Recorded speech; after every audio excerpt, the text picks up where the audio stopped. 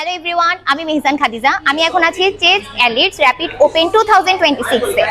আমার সাথে এখন একজন প্লেয়ার আছে। আজকে এখন আমরা তাকে জিজ্ঞেস করবো তার অনুভূতি কেমন। হ্যালো ভাইয়া, হ্যালো। কেমন আছেন? আলহামদুলিল্লাহ ভালো। আপনার নামটা জানতে পারি? মোহাম্মদ জুনাইদি আছি। ভাইয়া কোথা থেকে এসেছেন? আমি এসেছি মাইজদি ইসলামিয়া রোড উত্তর ফকিরপুর থেকে। তো ভাইয়া এখানে এসে তো নিশ্চয়ই অনেক ভালো লাগছে। জি অবশ্যই অনেক ভালো লাগছে।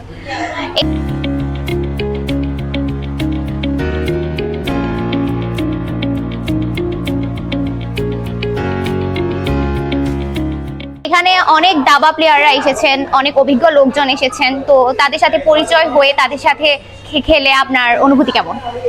তারা খুবই ভালো খেলে, অনেক অভিজ্ঞ প্লেয়ারের সাথে খেলেছি, খুবই ভালো অনুভূতি। আজকে আমাদের এনভায়রনমেন্ট সম্পর্কে যদি একটু বলতেন। আমাদের এনভায়রনমেন্ট খুবই ভালো, খুবই সুন্দর এবং এখানকার অনেক মানুষ দেখলাম, অনেক প্লেয়ার দেখলাম, খুবই ভালো লাগছে, পরিবেশ খুবই ভালো। তো ভাইয়া আপনার দাবার প্রতি ইন্টারেস্ট কখন থেকে শুরু হয়? দাবার প্রতি ইন্টারেস্ট আমার ছোটকাল থেকে ছিল।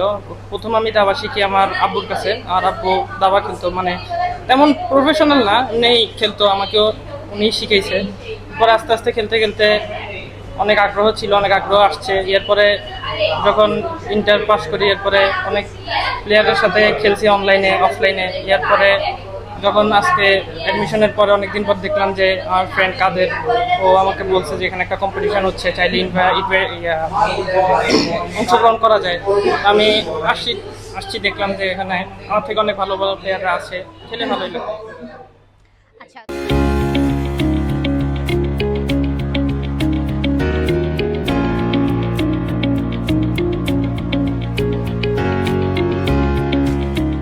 তো ভাইয়া আজকে যে আমাদের এত সুন্দর করে আমরা সবকিছুর আয়োজন করেছি, আমাদের আপনার এখানে আজকে কোন সাইডটা হচ্ছে সব থেকে বেশি ভালো লেগেছে আর কোন পার্টটা আপনার মতে যে বেস্ট ছিল?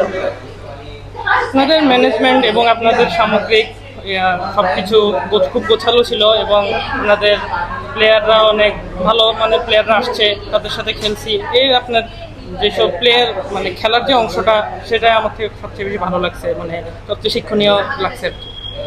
আচ্ছা, আমরা যদি ঠিক সেম ভাবে আরেকবার আয়োজন করি, আরো টুর্নামেন্ট অ্যারেঞ্জ করি, তাহলে কি আপনি পার্টিসিপেট করবেন?